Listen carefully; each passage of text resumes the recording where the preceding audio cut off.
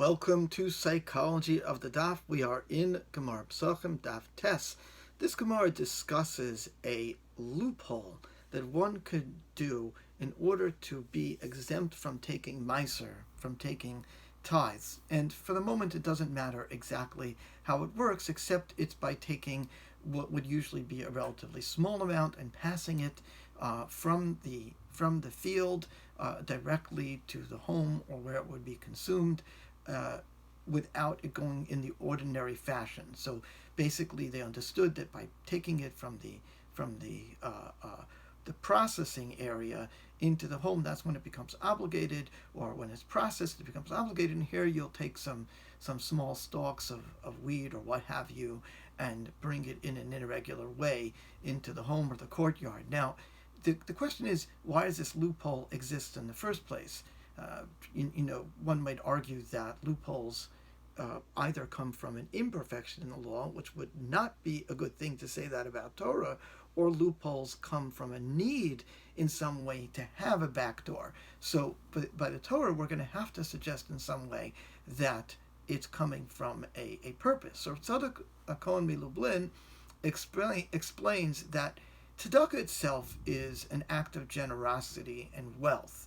And when one does an act of generosity and wealth, what they're really doing is channeling and activating divine generosity and wealth. And that's why there's a well-known medrash, he says, of aser to aser, which the medrash on a play on words, literally it's aser to aser, you shall surely take meiser, you shall surely tithe.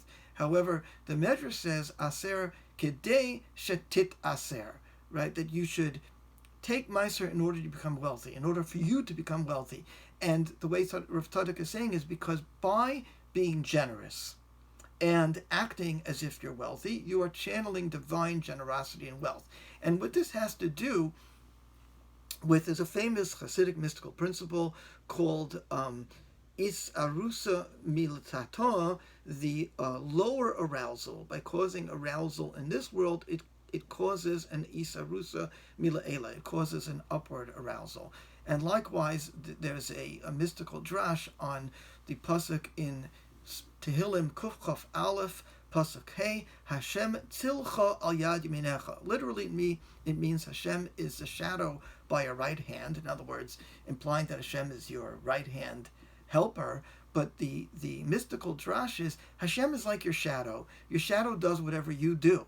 So if you are generous and act as if you're wealthy, Hashem will be generous and act as if you're wealthy. If you are forgiving and kind, Hashem will be forgiving and kind.